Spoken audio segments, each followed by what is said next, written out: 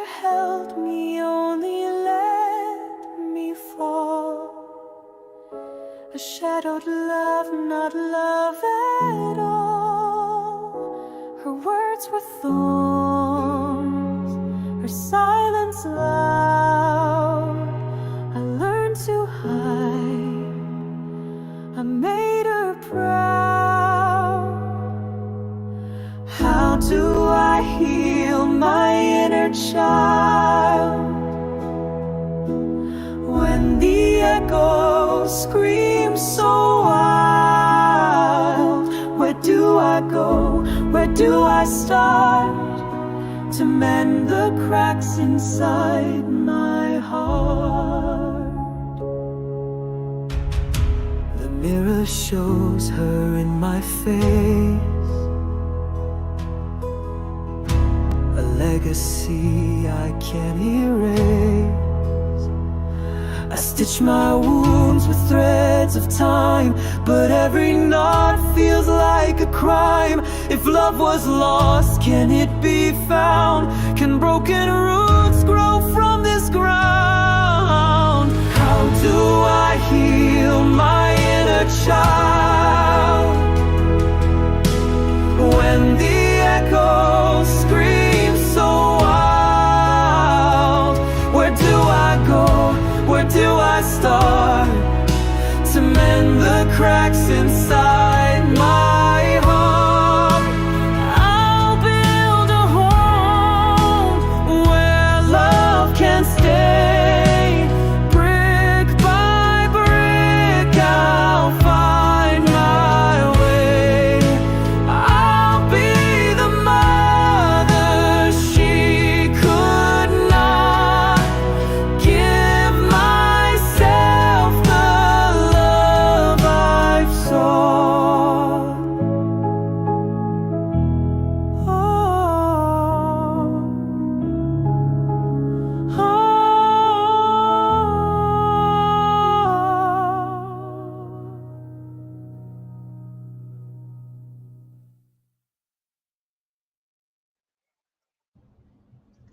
Hi, everybody. Welcome.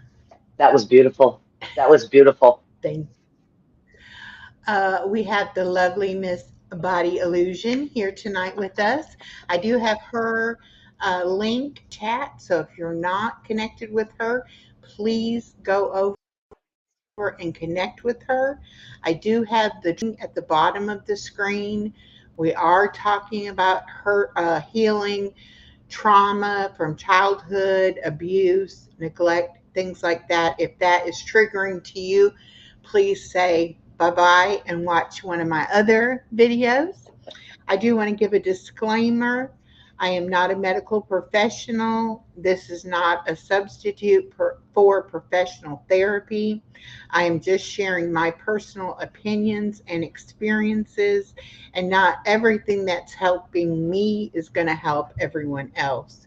Only share what you are comfortable with here on YouTube. It is a public space. Hopefully, it's a safe space for us.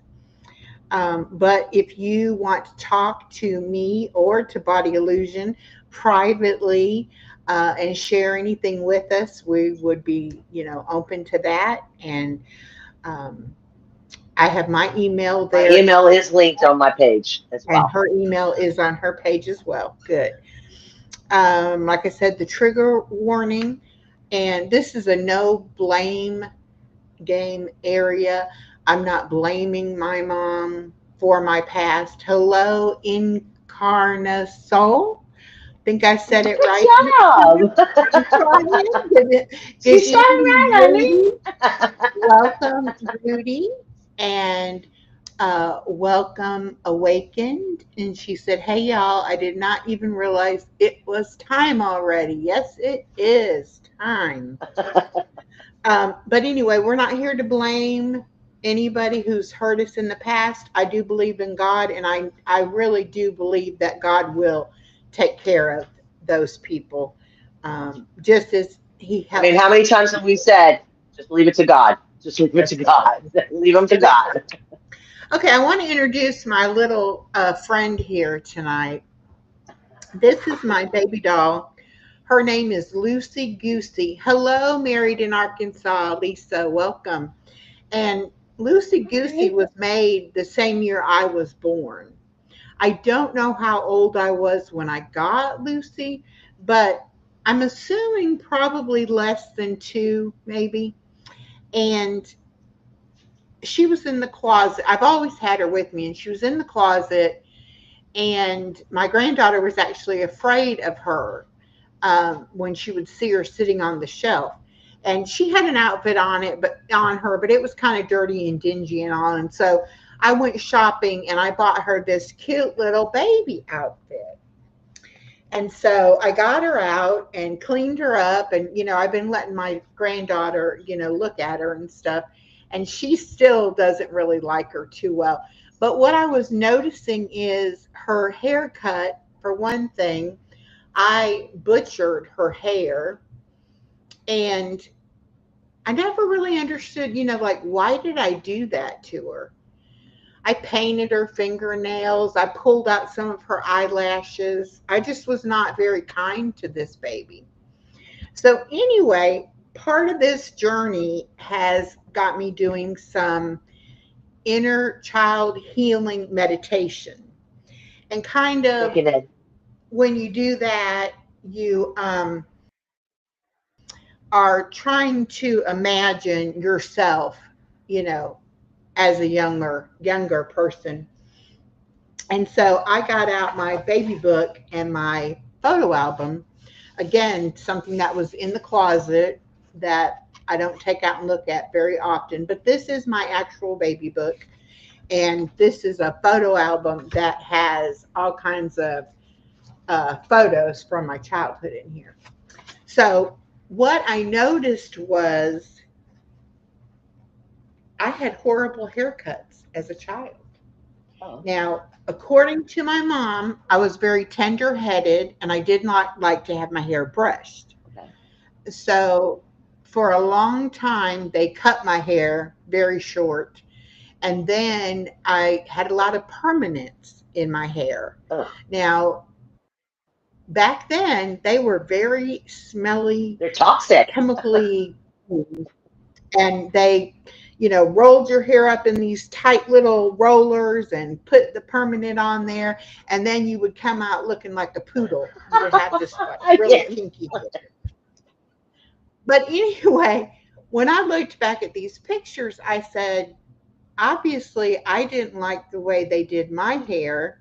And so being Lucy's mama, I tried to, do Lucy's hair, I guess how I was feeling about my own hair, So that kind of gave me a little insight and made me think, we act out things even though we may not understand what we're acting out or what we're experiencing, at the time. I think Ned said something. I want to go back and see it. Okay, these conversations are important. They may affect us in ways we don't expect. Some things might affect us unexpectedly. We get it and we want to say self-care is necessary. Come back next time. Yes, if anything is triggering or you think it might be triggering, please take care of yourself and don't endanger yourself. Your mental health. Don't injure yourself. And Ned is absolutely correct. Things will affect us in ways that we do not even see coming. And a lot of what I've learned this week has been kind of taking things that I struggle with in my adult life and saying, what's the connection? Why am I doing what I'm doing based on what, I went through? So anyway, I read this entire baby book. Now, right. I really, I was the second child. So they did have a 2-year-old also when I was a baby. So there's a lot of things not filled out in my baby book. And I'm sure that was because, she didn't have a lot of time to do that. But several of the things that she wrote about me as an infant and as a 2-year-old are some of the things that to this day I can hear her saying to me that I take very critical and crucially uh, affected my development. Hello, Hennessy, the Black Rose. Thank you very much. I'm glad you enjoy it. Jim Marie is Thank you. here. I did a few things on Thomas. Jim Marie, I hope you saw it. Oh, yes, there's Jim Marie. Hello. So, anyway, I am not imagining, or no one has told me things that are not, that I don't have a foundation for. Everything that I remember and feel, I have proof, so to speak. And sad as that is, it's very reassuring because part of narcissistic trauma and abuse is making you feel like you're crazy or like you just are, imagining things that aren't happening. So anyway, it was very enlightening to go through this book and, um, look at it from myself being an adult and being a mother and looking at the things that are in here. And I mean, I'm thankful that I have this and that I'm able to do that. It doesn't really change anything, but it does kind of reinforce what I believe, to be Well, true. it is a Yeah, form of gaslighting, if you really think about it, because it's not me, and it's not him, and it's not her, and it's always you. You're the one, right? Yeah. right. Now, um, I'm going to show a couple of these if I can get it out of here. Um, I have these two little pictures in frames that I keep right here on my desk. The first one is my grandmother on my mom's side, and she's holding me, and this is on my christening. Oh, how cool! I even I love the have, I frame. have very, yeah, I have very few actual memories of Okay. her. I have a couple. And then this one is me and my dad on a motorcycle. I Okay. don't know if you can see that. Okay. So I look at all the time. And How do they make you my feel? grandmother, I like the one of my Okay. dad. It makes me, I'm happy in that picture, and that makes me feel Okay. good. And it helps me remember that he's still here Right. with me.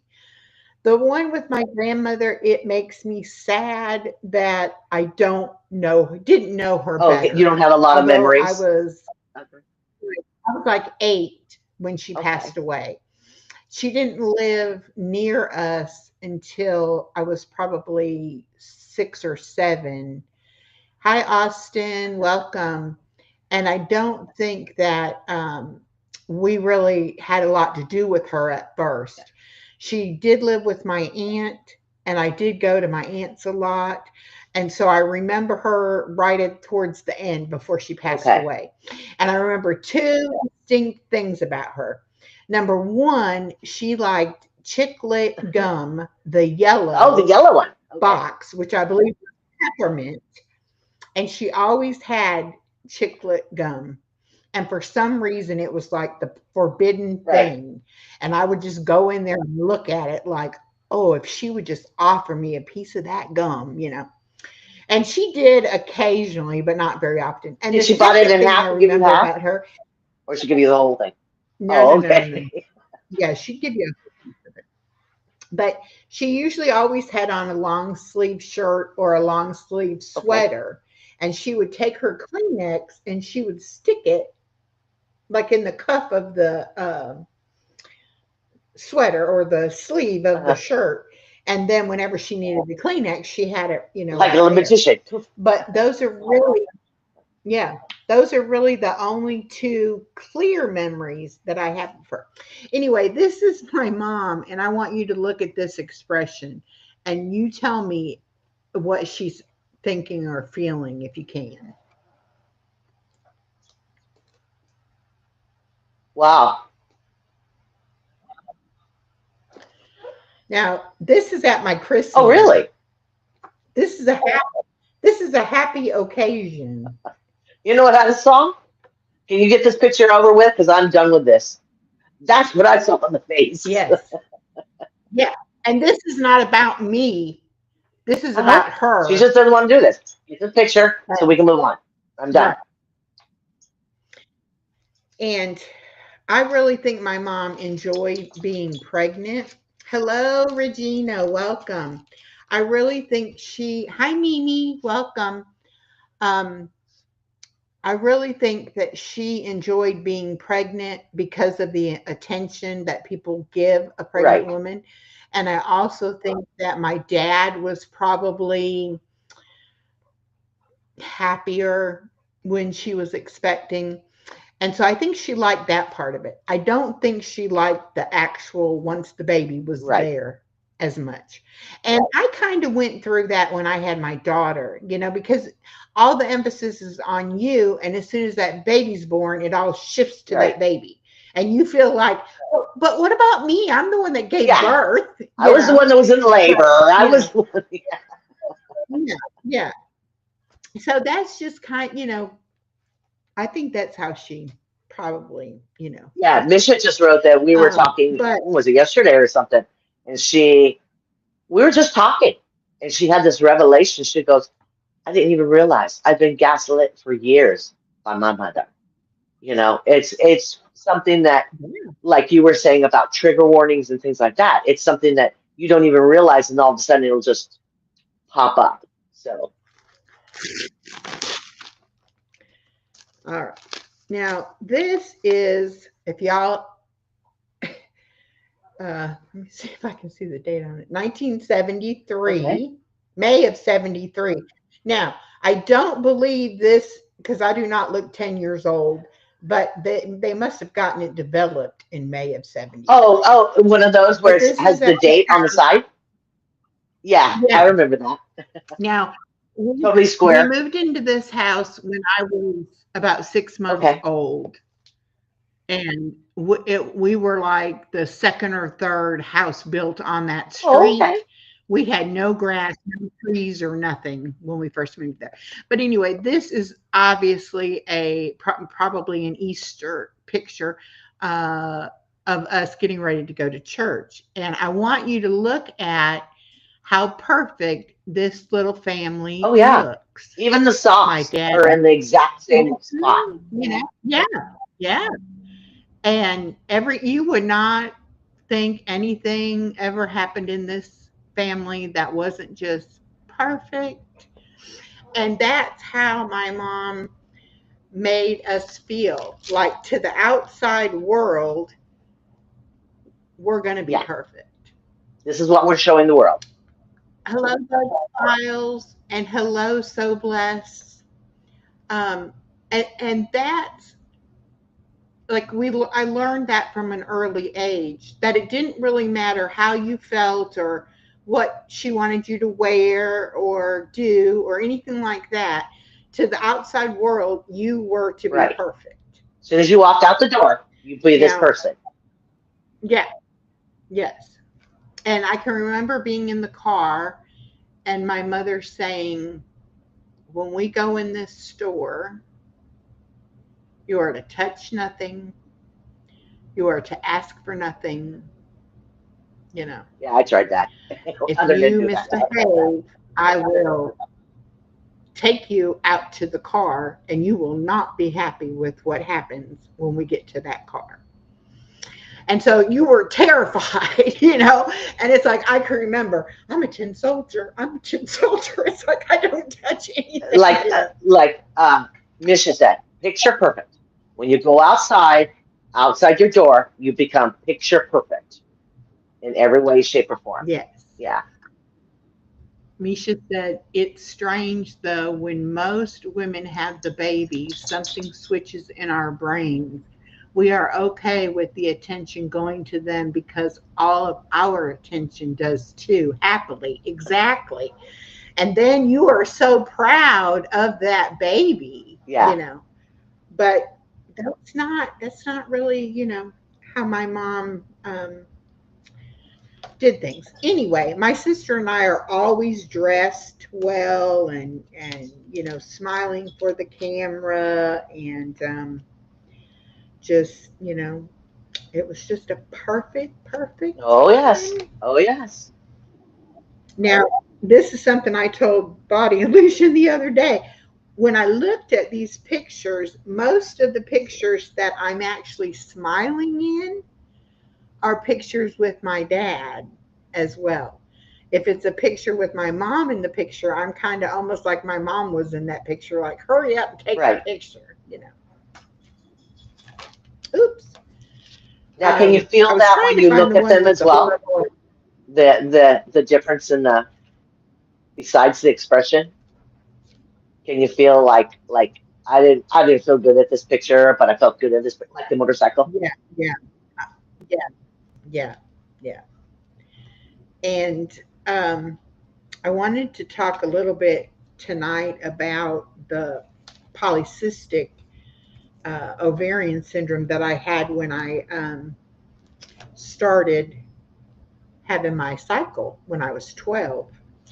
Um, Back then, 50 years ago, believe it or not, people. Hi, Janine. Welcome, Janine. Janine is from Boldly Unshackled, my sister. Oh, my goodness. I'm so happy Isn't to it see wonderful who's you. coming in Let me give you, to share this with let me you? give you butterfly wings. And Joan is here too, and the musical Kill Shot. Y'all, I apologize for last week. I really did not look at the chat as much as I should have. I see So Blessed also needs their butterfly wings. There we go. And Bud Files, welcome, welcome, everyone. I'm going to try to do better, and with Body Illusion's help, she's going to remind me to watch the chat better. But anyway, one of the things with the polycystic is that they didn't know much about it at all, and now it is like one of the most popular gynecological issues that women experience today, and it is also one of the leading causes of infertility. So part of my research about, because I have the low self-esteem and I didn't have much love for myself, and I'm trying to figure that out, like, where did that really come from? Was it just things my mom said, or were there other factors? And I know that with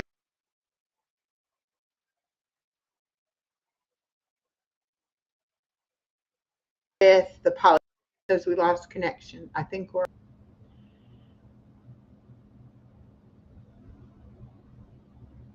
but instead of you making an egg and ovulating every month and your hormones are fluctuating as they should, you make a cyst and you don't release an egg.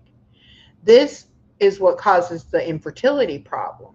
But it also, because your hormones don't fluctuate properly, you actually end up having like too much testosterone, the male hormone, in your body and not enough of the estrogen. Okay. So um, which also leads to infertility problems. But another part of that is that it makes you insulin resistant, so that your body is not using your insulin properly, which is not giving you your energy into your cells properly, which ultimately leads to diabetes. Okay. So when I was 12, Sounds like a domino. I was normal. Yeah, but I was like a normal sized kid. My dad was 6'1". I always kind of had broader shoulders, and I was going to be tall. My brother is built about the same way, that I was, broad shoulders and tall. My sister took more after my mom. They're both like 5'2", 5'4", maybe. Um, but anyway, I started putting on weight. Now, I always put, it was like once I started putting on weight, I continued to put on weight. Okay. And it was a direct result of the polycystic, but we didn't know that. And we didn't, doctors didn't know it. I was never treated for it. It was nothing um, that was done to try to stop it or change it or, anything like that.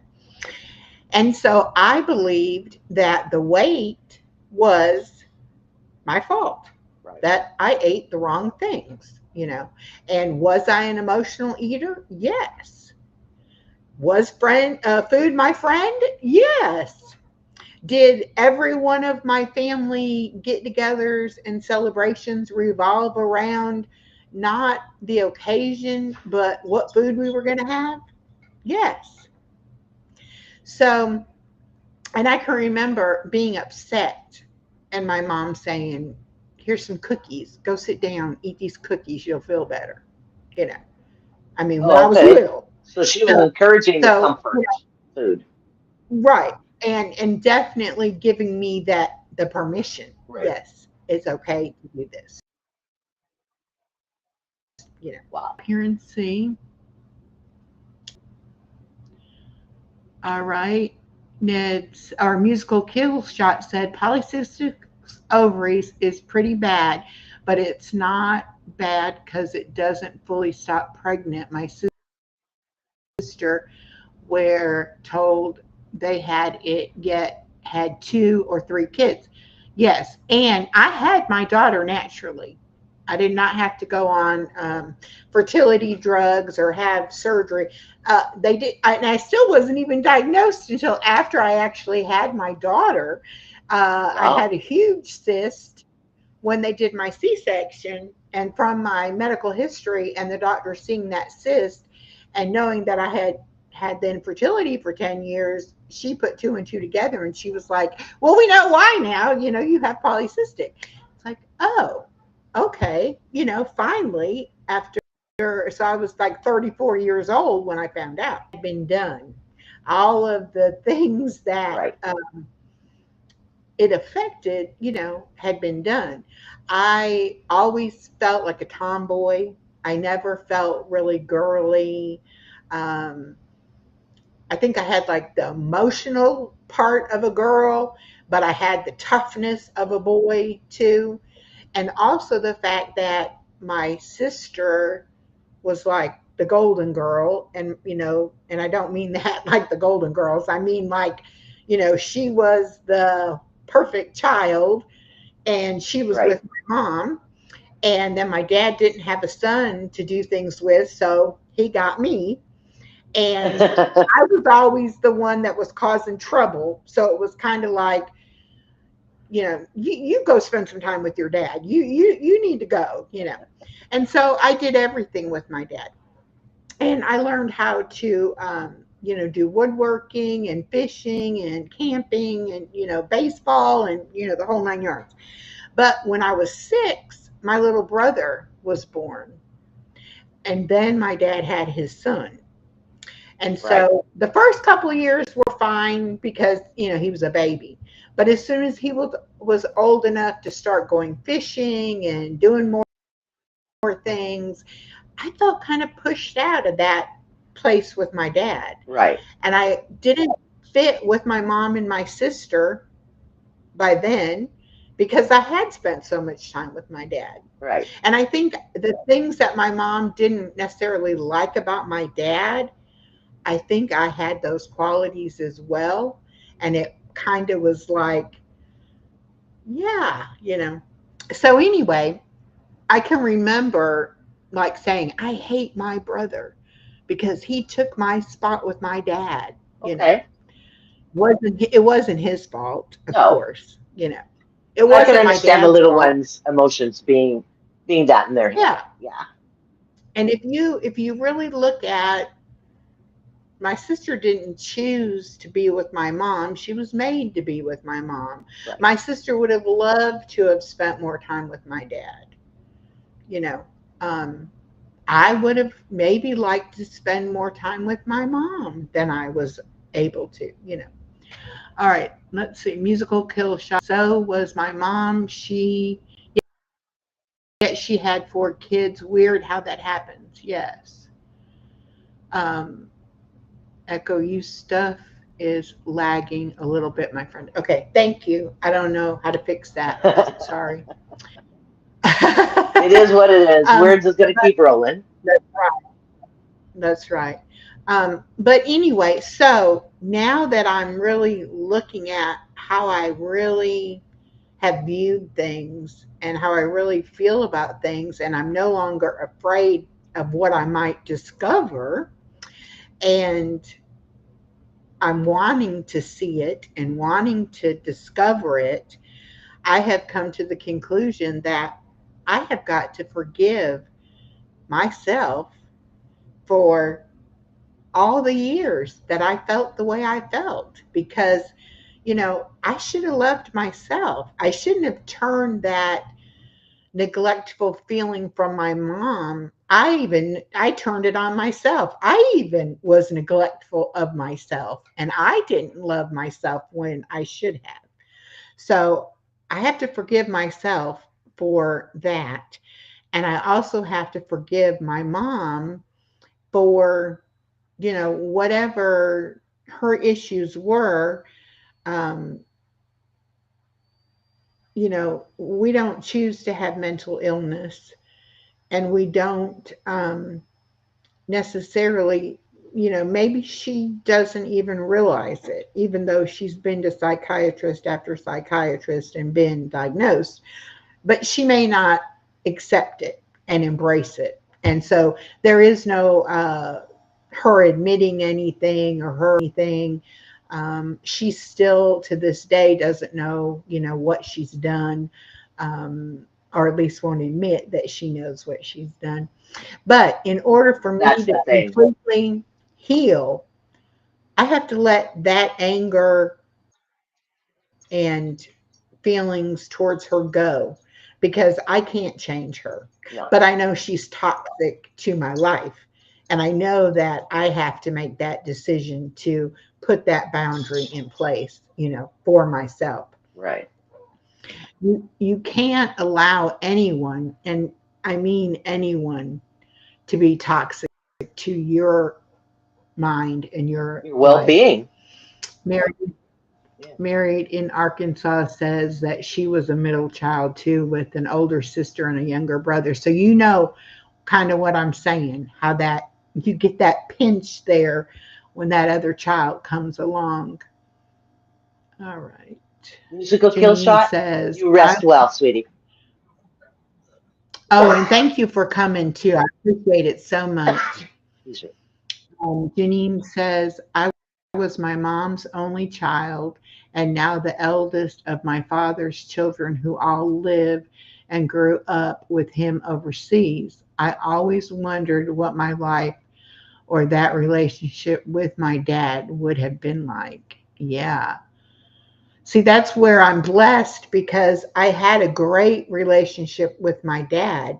Now, did my dad know everything that went on and did he see the things that, were happening with my mom? He worked hard to support his right. family and he tried to give us the best life he could. And, he was not a psychiatrist. So, he may not have known. Is that your call? Okay. Um, Awakened said, some people live in ignorant bliss. Those who need to grow and break chains must look inward. We can't fix anyone, but we can change ourselves, possibly. Exactly. And that's one thing that for years, you know, I wanted an apology. For years, I wanted Illusion had a call. She'll be back. But for years, I wanted her to say, I know what I did to you, and I am sorry that I did that. But she's never going to come to that realization, and she's never going to acknowledge that she did anything that, hurt any of us. And yet, all three of us kids have come to our own decision and have put those boundaries in place to protect, ourselves. So, anyway, tonight I want to talk a little bit about how this shows up in your life, and whether you possibly, have some childhood trauma or abuse in your life that you may not even be aware of. You may just know that, things aren't going exactly how you'd like them to go, and you don't really understand why. And I'm going to share with you some of the things that I realized about this. Um, I think one of the biggest ones was being the people pleaser. Hey, Chef Hit Dice, welcome.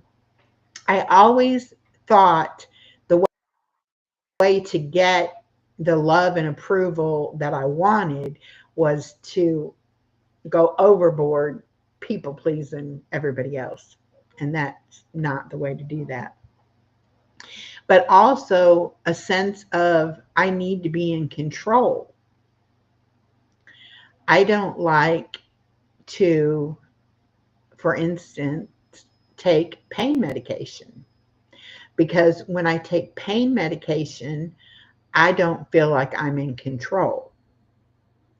I don't like to go under anesthesia and have surgery, because I know I'm not in control during that Right. time.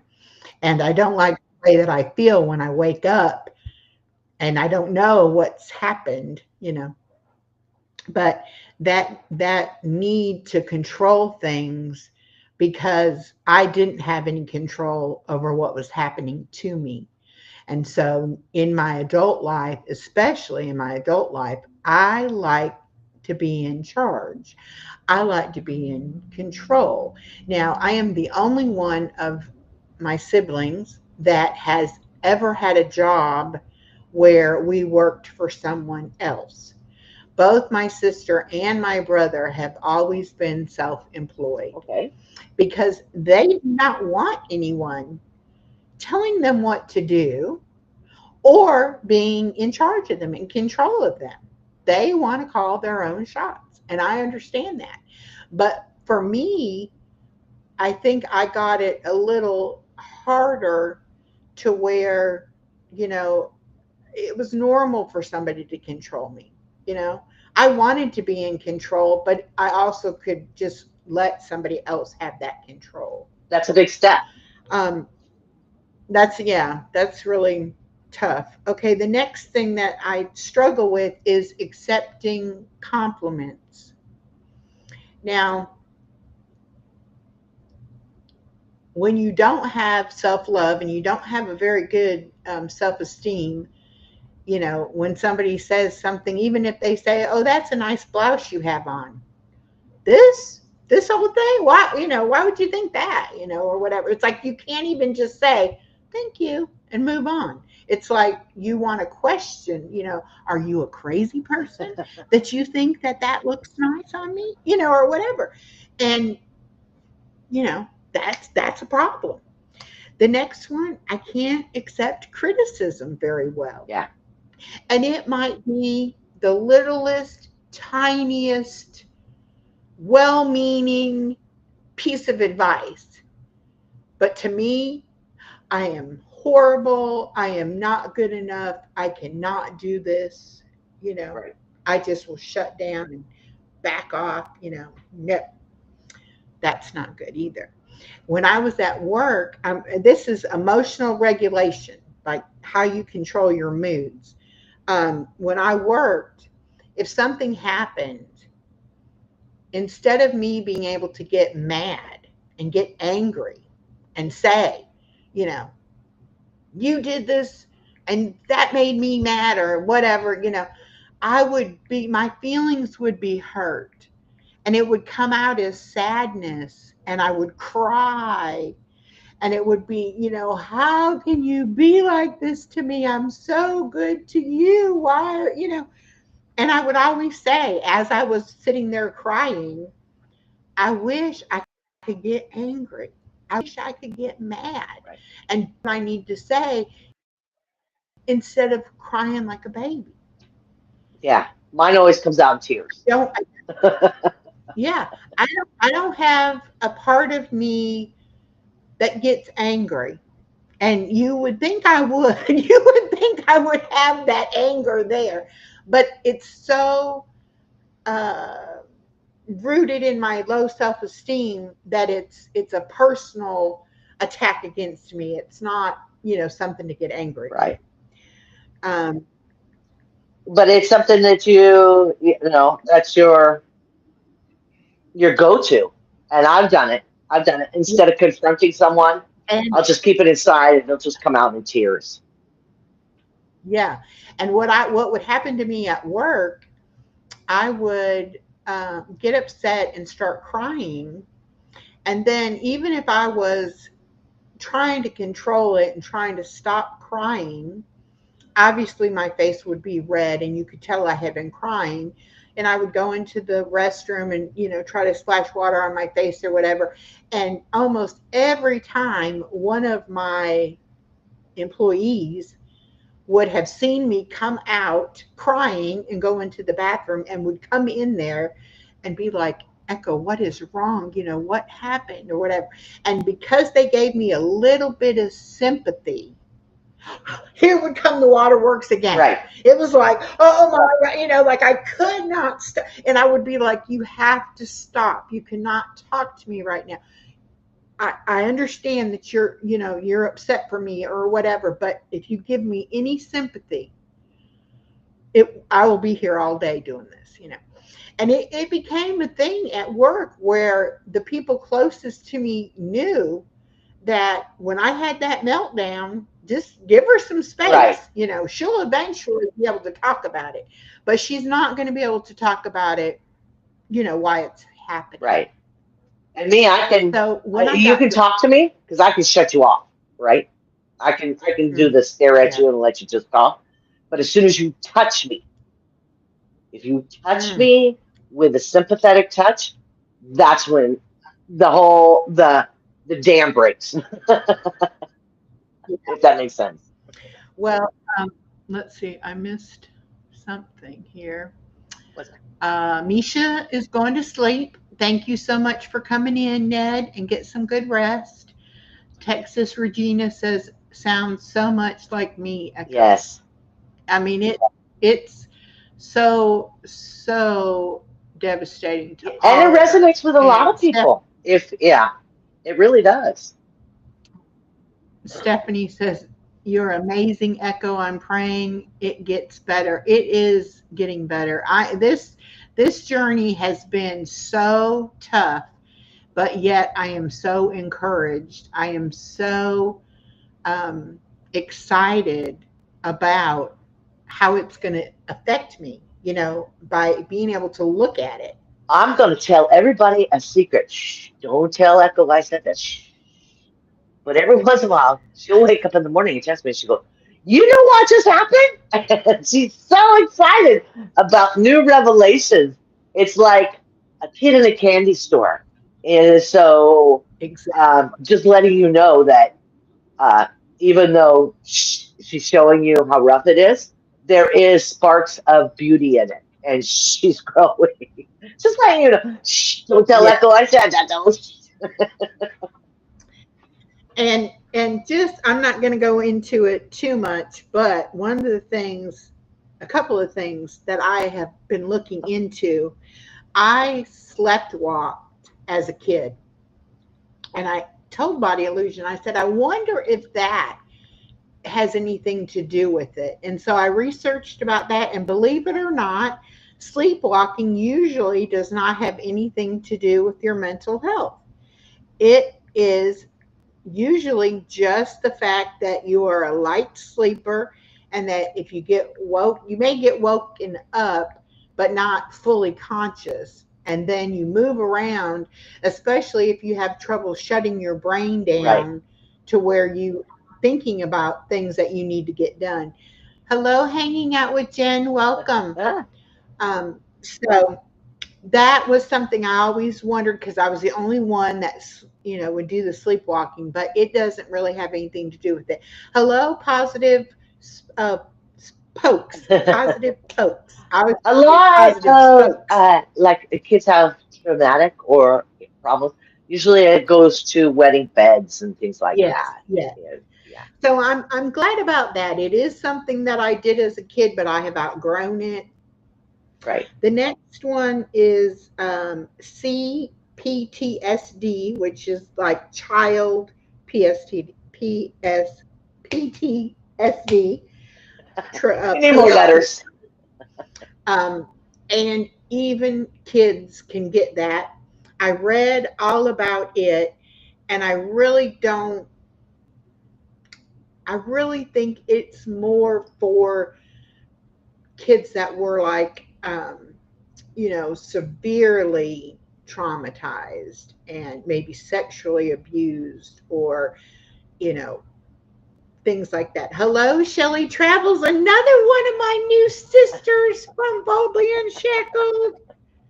Thank you so much for coming. I love how excited she gets. Isn't that wonderful? She is in South America right now, and she Oh, works okay. for the Peace Corps, I believe it is. Whoa, And very cool. I just met her last night, and not in person, but on video, Right, and um, so exciting to meet her. Um, but anyway, that is one thing I'm gonna say. I don't think I have that, but I could have a very mild case of it. And then right. shadow work, which is a tool that psychiatrists will use to. It's almost like they're going to hypnotize you to go back in your memories and be able to look at the things that maybe even though you have repressed memories, maybe there are things that you feel are a little too dark to even look at, and they're kind of hanging out in the shadows there, and you may not want Okay. to look at those. So I don't know, I might get to that point. I don't think I'm quite there yet. Everything that I've remembered and everything that I've like said aha has all been things that I can see. I don't feel like, okay, there's something scary there that I don't want to go to, so Right. I'm not sure about that. I'm going to go to my notes here in a minute. Okay. I do want to bring up the journal prompts. Um, Let me see what this does. I think if I share it, no, I should just be able to pull this up. Let's see what happens. Okay, good. Um, every week Oh, there we I'm go. doing a journal prompt and doing a video of my reactions to the questions. The first week it was describe a happy memory from your childhood. How did it make you feel? The second week was what are some things you loved doing as a child that you no longer do, and why did you stop? And then write a letter to your younger self. What advice or comfort would you give your younger self? And then this week's was, come on, Paige. Oh, and it's way at the top. You can't see it too good. I'm sorry about that. It was, what are some fears or insecurities you had as a child, and do they still affect you now? And so I want to play this video. It's just a few minute video. Let me get rid of this. Okay. Hey, everybody that's new that's come in. Welcome. Okay, I think Just want this to make is it. sure. Okay. I'm trying a new way to be able to bring things up. Come on. Now, if you guys didn't see the Suno thing last night, you need to check it out.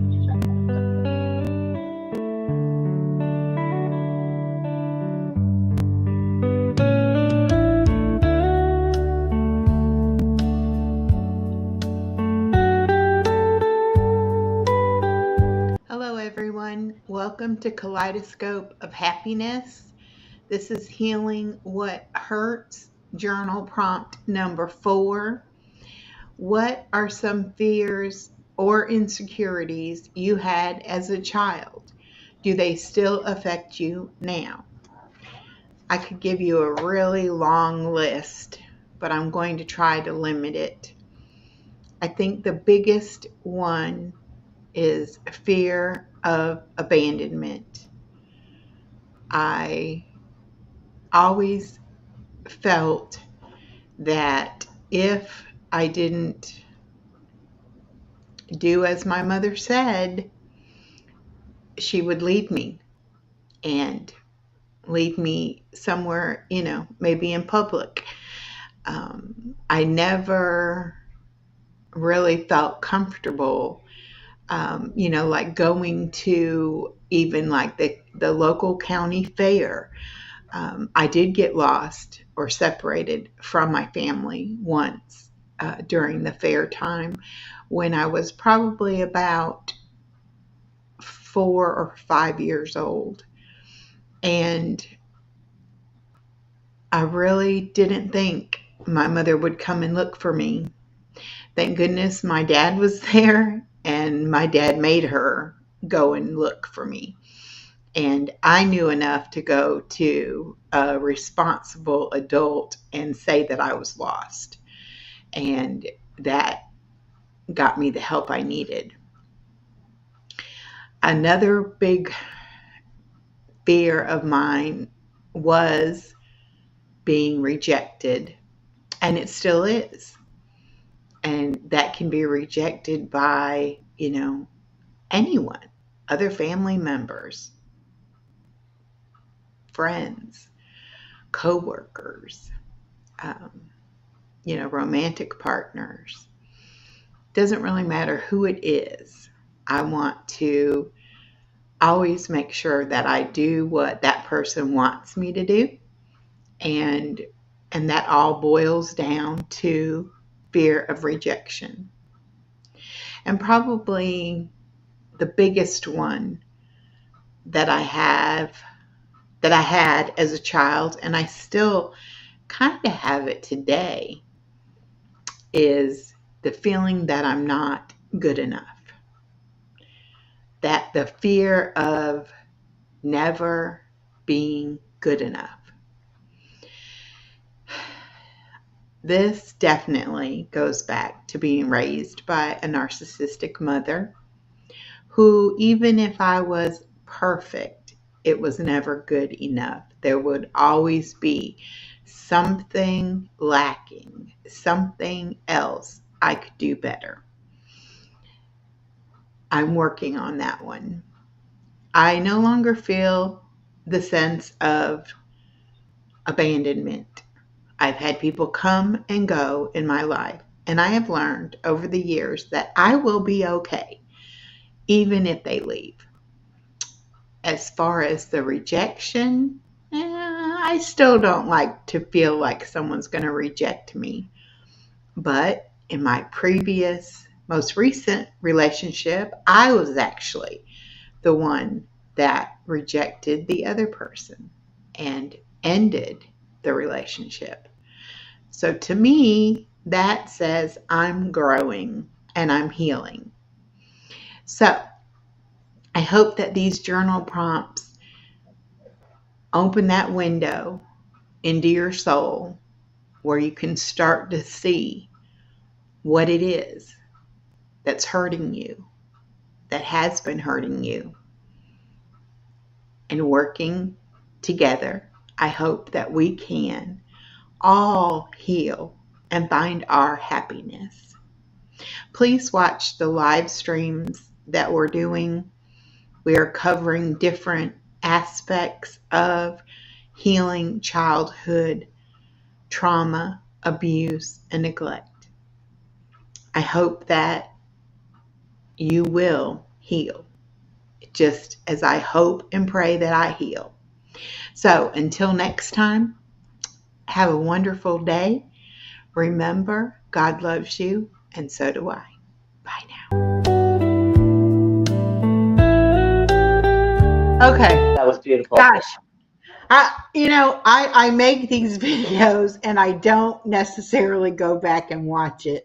I edit it and put it together. And then when I do go back and watch it, I'm like, I feel sorry for her. It's like, oh my goodness. Stephanie says, you are good enough, my friend. I love you, Echo, and we're here. Yes, and it's getting easier and easier. I told Body Illusion this. I am trying to look at myself the way that my daughter and my granddaughter look at me and how they feel about me and try to feel about myself in that same loving way. I also, and I've got some Bible verses I'll probably share towards the end. We have to look at who God says we are. Hey, there's Tia, boldly unshackled. All my sisters are in here tonight. Oh, y'all just don't know what it means for you to be here. And I've lost my train of thought. Oh, anyway, the Bible verses. So, who does God say you are? And how does God love you? And how does God see you? I want to feel like that about myself. And I think that I'm going to get to that point to where I say, you know what? Nothing matters except for what God thinks about me and what I think about me. Yes, I care what my daughter and my granddaughter think about me, but anybody else, I don't really care. And what is that saying? They say what someone else thinks about you is none of your business. You know, it's Right. kind of true. You're not going to be everybody's cup of tea, and not everybody is going to be your, close friend, and that's okay too. Um, just take care of the close friends that you do have. Right. Okay. But look at all Yeah. the support you have here. Every time you do this thing, look at all the support and all the positive that's coming your way. It's beautiful. It's just amazingly beautiful. I lost my notes again. Okay, but I'm going to That's go and I'm okay. going to get them. I think when I share those other screens, it is taking my notes out because shucks.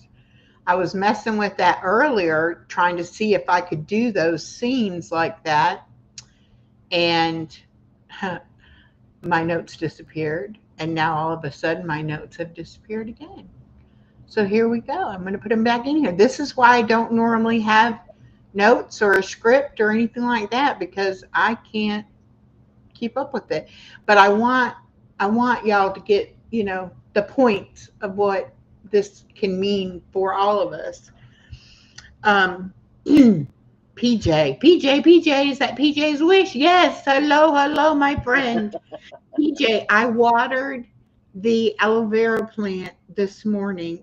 I got to send you a picture of it. It is absolutely beautiful. She sent me some plants all the way from Texas in the mail to Georgia, Wow. and they survived the trip. And I planted them, and they are doing wonderfully.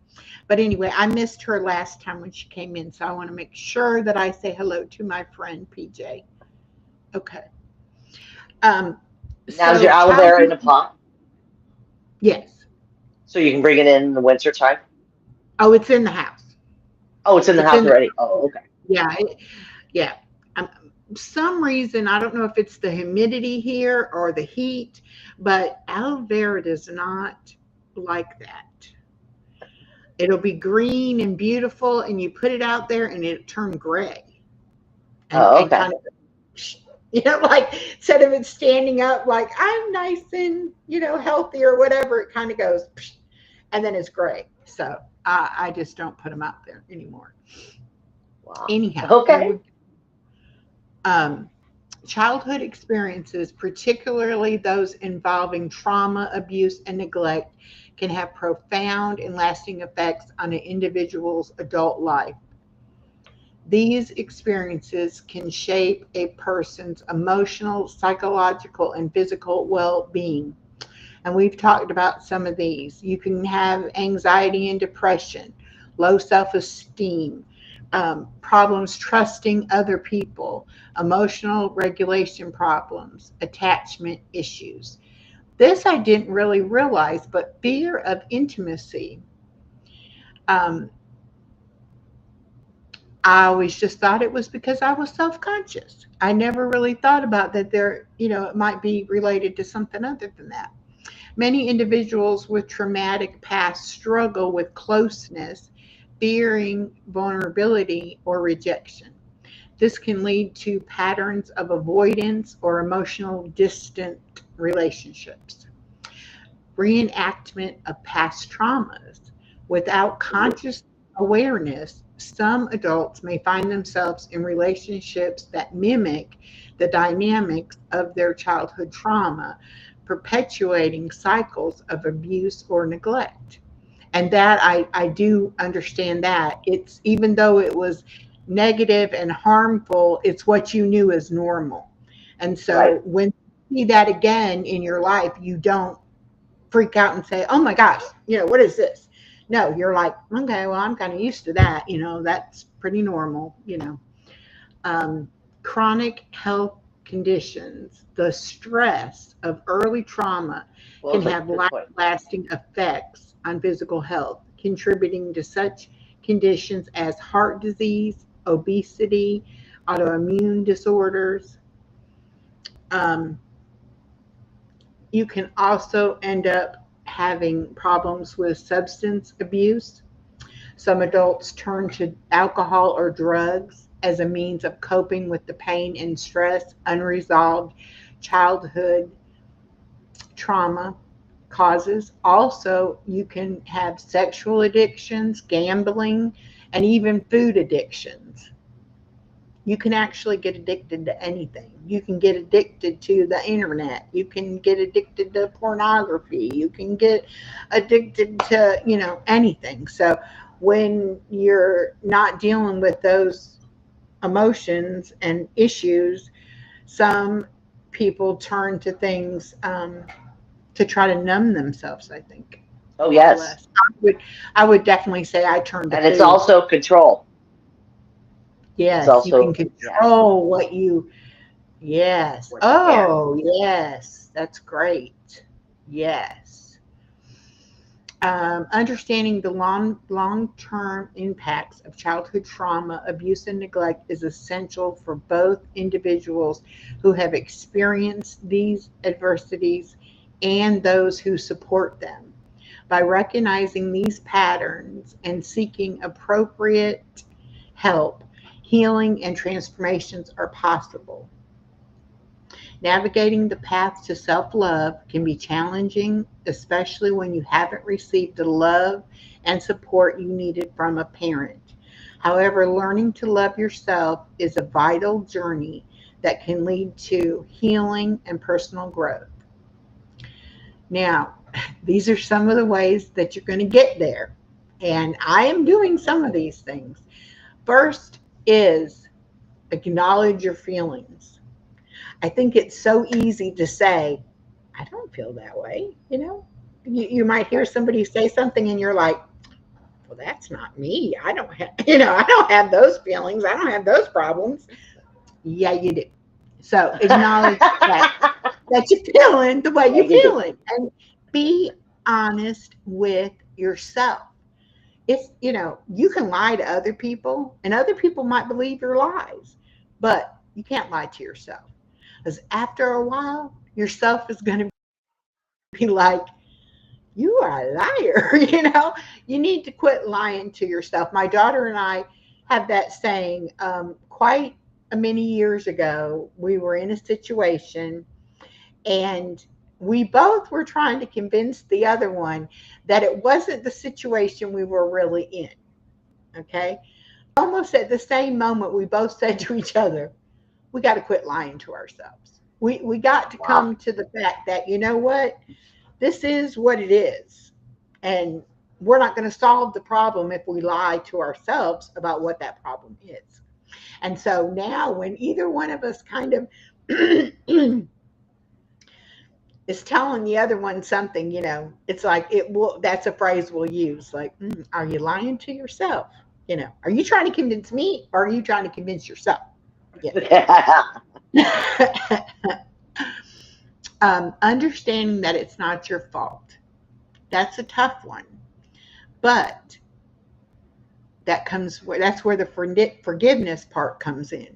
You have to forgive yourself. First of all, you were a child. You didn't have the tools or the knowledge to protect yourself or to change your situation. You were controlled by that situation. Even when And my mom, you didn't understand that that wasn't normal. yes, and even when my mom would threaten that I could be out of there, where would I have gone? Right. I didn't even have the thought process to figure out, what would a 3-year old do, build a supportive network.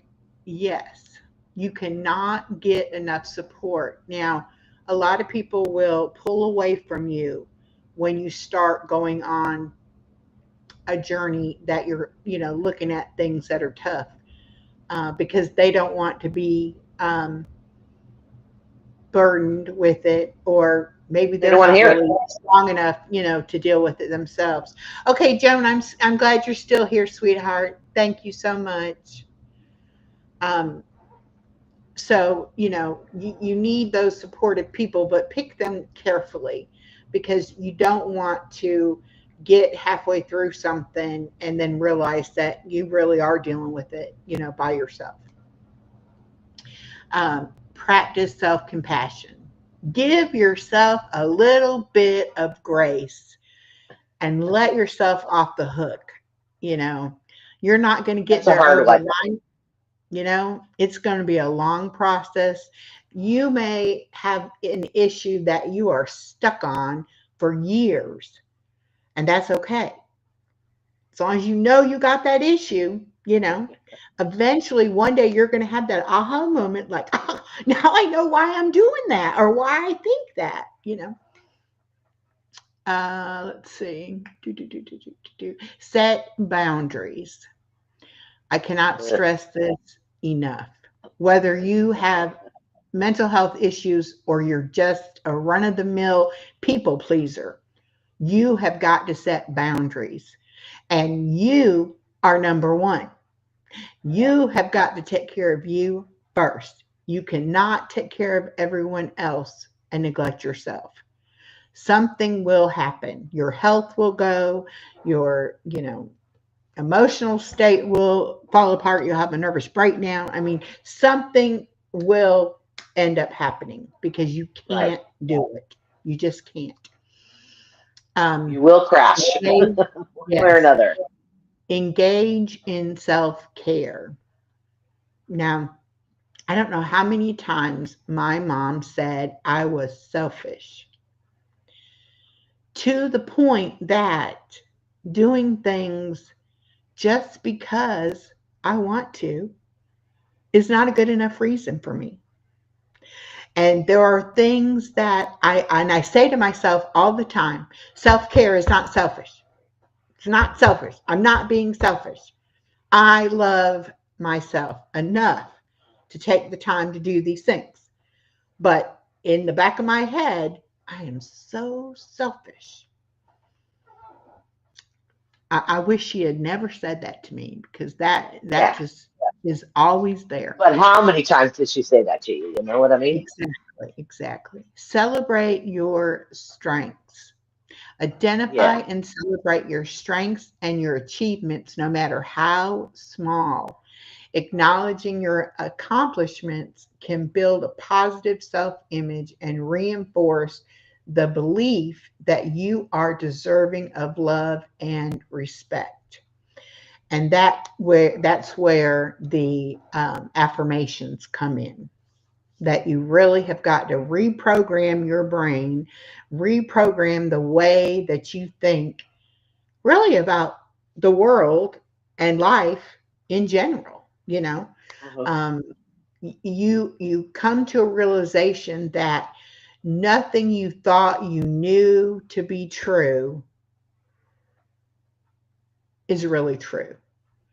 In other words, until you yourself look at it and say, I am strong, You're Right. not strong because you don't believe you're strong. So you have to be able to say it and look at it and say, yes, I am strong. I am worthy. And that brings me to my perfect little short. Check this out. I am worthy of and love saw a and fight, compassion. I a am shadow of worthy of blame love stealing and my compassion. light. I am worthy But the of love cracks in the and glass, compassion. Go away. It was And beautiful. I will make many, many, many of those, and I will play them to myself as many times as I need to. This just Good. took my notes again. Thank goodness they're still in my thing. Making yourself a priority is not selfish. Thank you, Bella. Not not selfish. Not selfish. Um, Kristen, welcome, my friend. PJ says, and we, our children, did not know nor understand that our parents had problems also, and emotions are faster before calming, so we got their ugly attitudes. Oh, how true Yes. is that? Self care is not selfish. Yes. Y'all just don't know what it does Look to at all the me. support. Isn't this I, beautiful? I, it We're all just, here you for just you. don't know. And Miss Body Illusion, let me tell you, I couldn't do it without her. There are so many times throughout the day that I'm like, she's going to say, will you quit bothering me? And Never. I'm like, but what about this? It's Never. like, This is I a got to beautiful talk to journey, somebody. and I feel very honored that I'm along the journey with you. It's an amazing. It's like watching a flower open. You know what I mean? Yes, it's beautiful. Okay. And so, okay, we talked about the affirmations. Also, Okay. set realistic goals. Set small, achievable goals that promote self improvement and self care. Celebrate small victories to build confidence and remind yourself of your capabilities. Now, I don't know if Chef Hit Dice is still in here or not, but he cooks and he is a great cook. And I've been live with him a couple of times. And I read the chat and we talked and he cooked. And he said, why don't we do something where you cook, with me? And scared me to death. And I emailed him, and he's one of my members. And I emailed him and I said, okay, here are all the reasons why I cannot cook with you live. And this was several months ago. And just the other day, I realized it's not that I don't know how to cook. It's not that I'm a bad cook. It's not that I don't have proper cooking things to use. It's not that I can't afford the ingredients. What it is I don't have the confidence in my cooking ability to take that risk, to put Right. that out there. Not up against somebody like him that I think is, Well, that's what I was thinking. yeah, He's an amazing. I've watched yeah, a lot of his videos, and he is yeah. amazing, and just how And he does it, and how I clean, and how precise. Yes, yes, yes. And I had no problem rattling off that email and sending it to him and saying, yeah, thanks, but no thanks, and here's why. And he never asked me again. So, you know, but it all boils down to the fact that I just don't. And why don't I have that confidence? Because I have never cooked for anyone who has eaten it and said, a compliment that I believed. Because no matter what they would say, I wouldn't believe them. you know? Right. So it's not that I don't know or can't learn how to cook. I have to learn how to have confidence in what I do Right. before I'll be able to do that. That I had not put together. That is just a recent, Okay, so Epiphany. practice mindfulness and gratitude. Um, the mindfulness thing, and I've talked about this before too, very hard for me to live in the present moment. Very easy for me to, especially when I'm alone, to drift into the past and Mhm. have a pity party and feel sorry for myself. Right. Or when I'm up, you know, I'm in the future because I'm planning all these wonderful things that are going to happen in the future. Right. But to just be present in the moment is not something I'm good at. And that's one thing that with my granddaughter, she has this way about her that she makes me granny, granny, granny, granny, granny, granny. It's like wherever you are, come back because I need you in this moment right now. You know. Right. And so I am so thankful that I've had the time with her and that I'm learning how to bring my mind back to the moment and not worry about what happened in the past or what's going to happen in the future. Now, I'm getting a little bit scatterbrained because I'm not thinking as much about the future. Just like I booked two guests for the same day, and then I had to say, oops, I'm sorry, can't do that. We got to change it. But before, I would have been so into the planning aspect of it that I would have never made that mistake. But who cares? The person was gracious and said, sure, we can change it, no problem. But Right. in my mind, oh my gosh, I made a mistake. I'm not My perfect. quick response is I failed. I failed. I failed at what I was supposed to be doing. I failed. That word failed enters my ear a lot, if that makes sense. So to wrap that up, forgiveness is a personal choice, but it can lead to a feeling of healing and peace. And it's not about the abuser or forgiving them or allowing what happened, that it's okay that it happened. It's not condoning what they did, but it's freeing yourself from the pain of the past. And you can't move on if you're still in the past. And I love to read, and there was a quote I read one time that said, you can't start the next chapter of your life if you're still in the last chapter of your life. So you got to put a division there and say, okay, that happened in the past. This is what I want to have happen right now, and this is what I'm going to do. Take steps to make this happen for me in the future. You know, it's scary. It's very scary to come on here and admit all these things. Miss Tia tells us about her past and things that she's done and how God has still forgiven her and that God will forgive you and heal you no matter, what you've done. But it's still hard to say, this is who I really am. These are the things I really, think about and the thoughts that are really in that head of mine.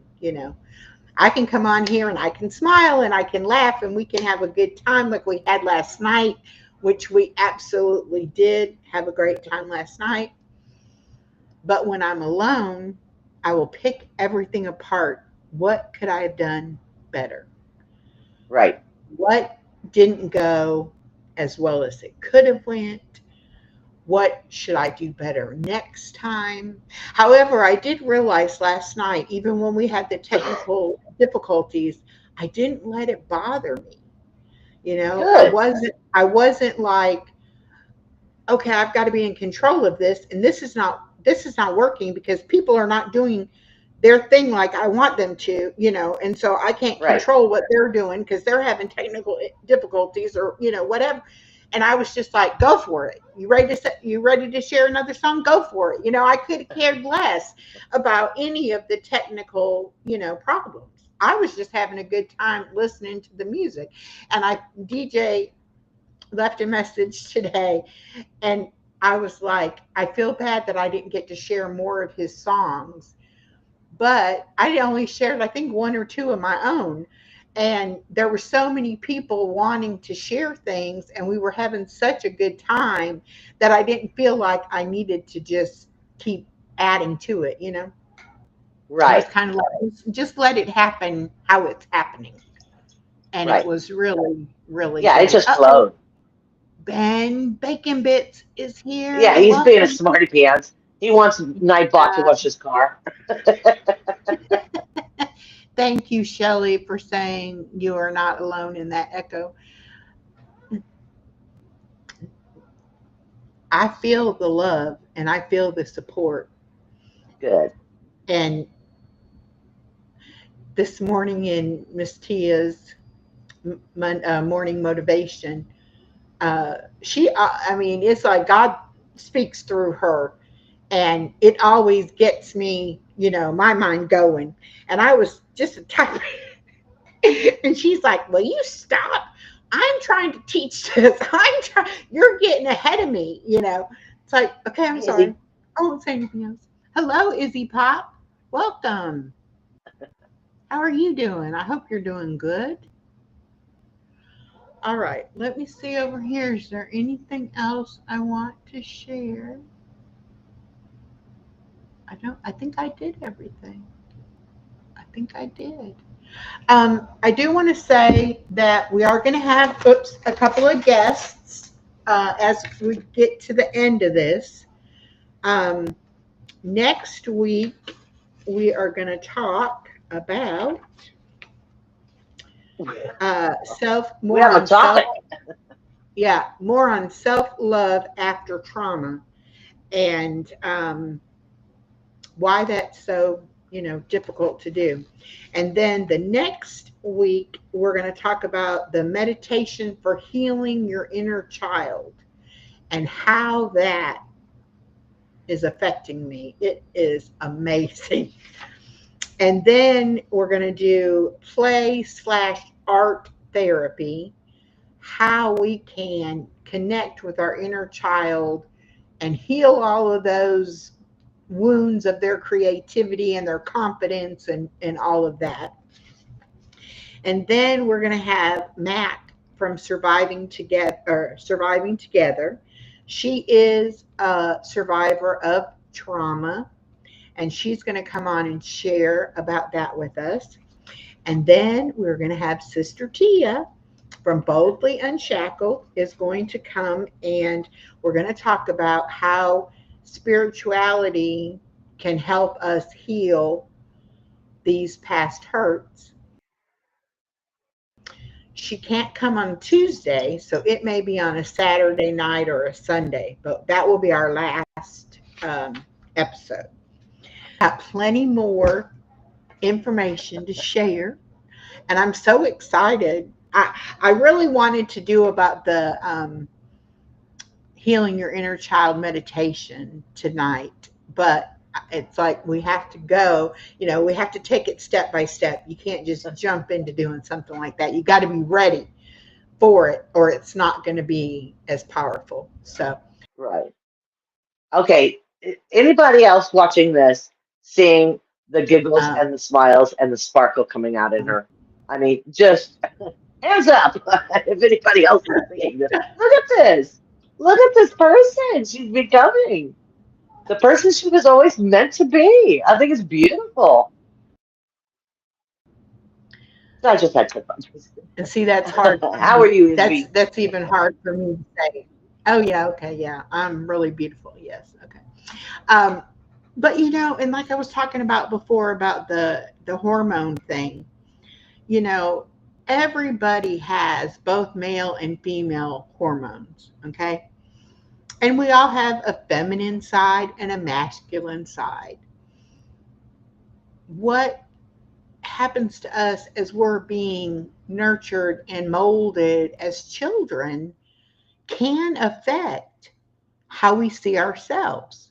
And if we see ourselves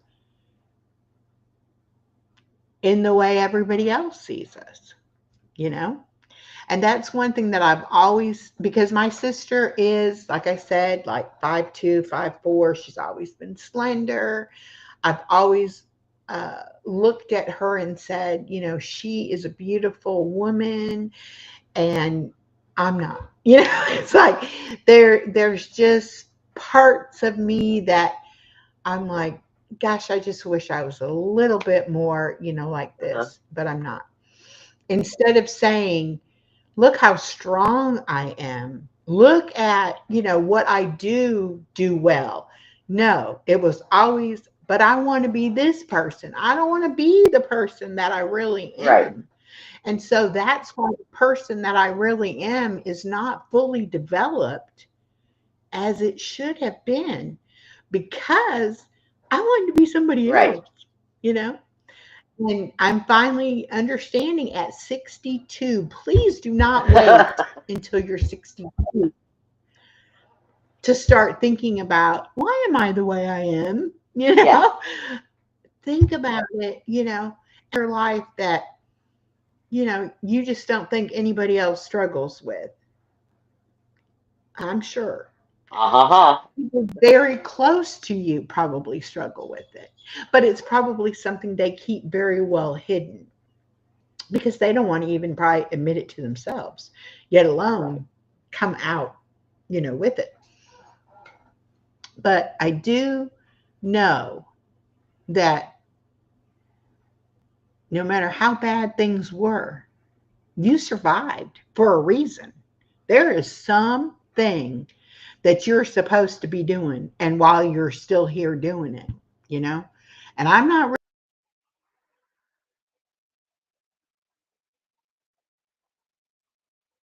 really sure what that is to my parents. And I went to x-ray school and I worked in a hospital with people who were sick and injured. And I am way too soft hearted for that Yeah. because, you know, I, when it would be a 90-year-old person that no matter what they found out from the test, they were not going to operate on them. But yet I had to put them through, you know, pretty much horrific torture. Um, I just couldn't do it. I mean, I went and talked to radiologists so many times saying, why? Why are we going to do this to this poor person? And doctors don't explain to families what these tests and procedures are all about. Right. Because if they really understood, they wouldn't put their loved one through it. Right. So, anyway, my dad passed away from lung cancer. And in my career as an x ray tech, I made the mistake of going to work in the cancer center. And I was the person that made the lead blocks that they would put on the x-ray machine to bring the x-ray or the radiation to, you know, only treat that tumor Right. area. As the person's tumor shrunk, you would have to make new blocks, you know, making the area smaller. And if they got a tumor somewhere else, you would have to make a set of blocks for treatment of that. Right. Now, it was one of those situations where I was so burned out on the actual x ray stuff. And this was early in the radiation Right. stuff to where it was like, well, I'll still be having patient contact and I'll still know what's going on with them, but I won't be torturing them. I will actually be feeling like I'm Right. helping them. But the only problem with working with cancer patients is you do get attached to them and then they do pass away. And you know they've passed away because they don't come for their Right. treatment. I could not. I could not do it. I came to a point where I almost had a nervous breakdown because I just couldn't take losing them, you know. And so I went from that respect of trying to help people to I've always been good in math and I love numbers. So I went to school to become an accountant so that I could work doing bookkeeping. And this was back when computerized programs for accounting were just Okay. starting. And so I went to school for that, and I did that for several years. And then I used a lot of that at my job at Walmart as well. And that I would have probably, if I had a job where I had insurance, I would never have went to Walmart. But that was how I got my insurance. So I used what I knew to help people, there at Right. Walmart. So I love helping people, and I am very much a people person, but I can't deal with a lot of sick, Right. dying people. That's your That's, empathy. I'm just not Your cut out. empathy is really strong. Yeah. Yeah. So I don't know what it is I'm supposed to do, but I'm ready to do whatever it is I'm supposed to do. Yeah. I think this journey you're And on is if where you're supposed to anyone, be. That's just my opinion, you know? you know, if I have to heal myself to help one person heal, it's going to be worth it, Yeah. you know. And then I get the benefit of healing myself, too. So, and I didn't know anything about addiction or mental health issues or any of that until I met Misha and until I came to the village, like what, 7 months Right. ago, almost 8 months ago now. And that was a fluke. Uh, I mean, that was God saying, hey, meet this Right. person and then meet the people she knows. And I did that. And not only did I make some amazing friendships out of that, it really got me thinking about my own mental health and my own addictions and my own, work that needed to be done. And I don't know that I would have ever took that step if I would have ever felt safe enough to say it out Right. loud. Well, and it's nice that she So, has that community that you feel safe enough to even explore those things of yourself. Yeah. yeah. And now that, I've met the Boldly Unshackled community, um, I have a problem with feeling accepted. And it kind of goes back to I never really know how people take me. So I don't know if they might say they accept me, but do they really accept me?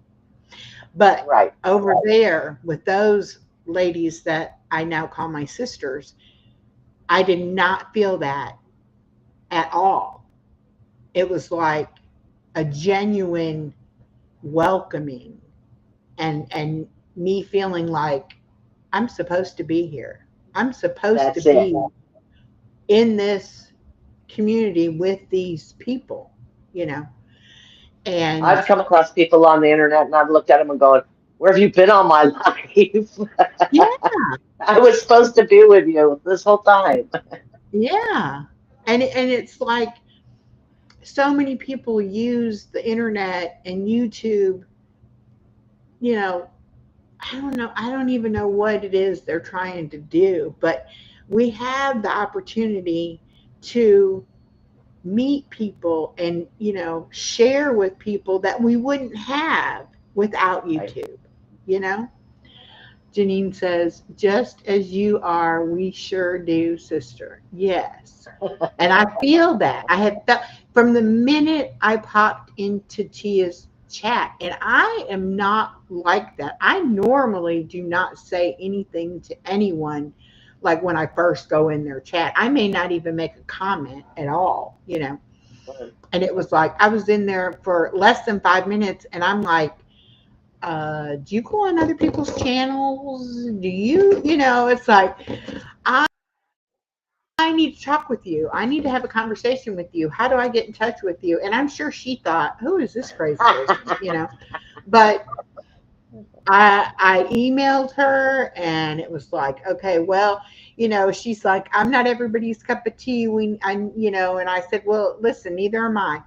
Let's just be honest with each other. Just, you tell me what you're thinking and I'll tell you what I'm thinking.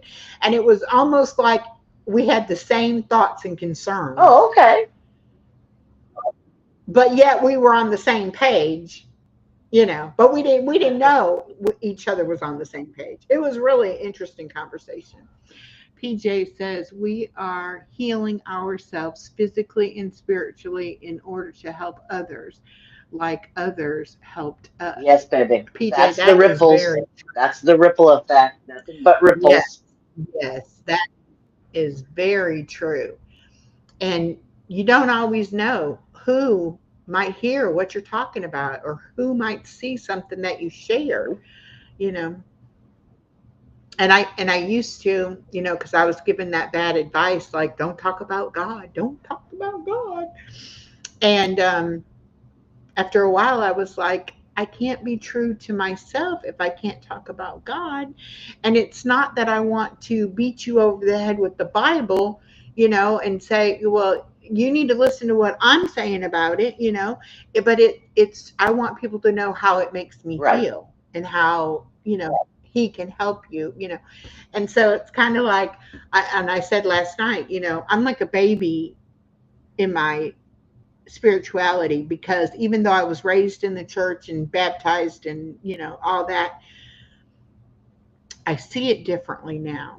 I'm experiencing it differently now, and I feel like there's, like I've got like this much knowledge to, how much there is out there to have. And I also, because of the journey I'm on, I realize now that there is no one answer. Everybody can have their own spin on it. Right. And it doesn't matter if you believe in, you know, whatever. Like my daughter, she knows I believe there's a God. She's not so sure. She doesn't know. She thinks there's something. There must be something. But she hasn't, had anything happen really in her life where she said, oh, there's definitely, and that's okay. Right. She doesn't have to believe everything I believe. But we have had some problems with, you know, things that she will let me teach my granddaughter.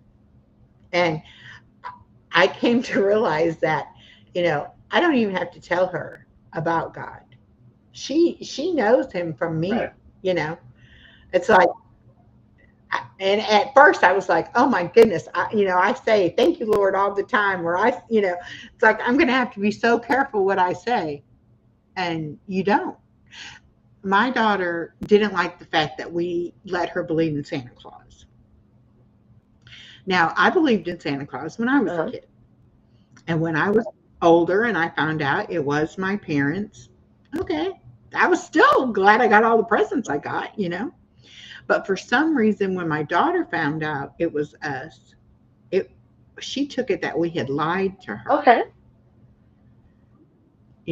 That wasn't the truth, and we should never have lied to her and said there was Santa Claus, and we should have gotten credit for the things that Santa Claus gave her. And in her mind, they didn't come from us; they came from Santa Claus. Okay. And then she very tearfully asked me, well, does that mean that the Easter Bunny's not Oh, real? ouch. And the tooth fairy, you know? So when she was expecting my granddaughter, she said, I'm not going to have her believe in Santa Claus and Tooth Fairy and Easter Bunny. Easter Bunny and all that. And I said, well, that's your choice. You're the parent. You make that decision. But you can't take, like Santa Claus, for instance. Santa Claus is Right. everywhere. All the kids' TV shows, They have Christmas shows. They have Santa Claus, music talks about Santa Claus. I mean, there's just so many things. So my granddaughter knew all about Santa Claus. She doesn't know that Santa Claus is supposed to bring you separate Right. presents. She knows that Christmas and birthday mean you get presents, but it's okay who they come from, and she knows who they come from. That's okay.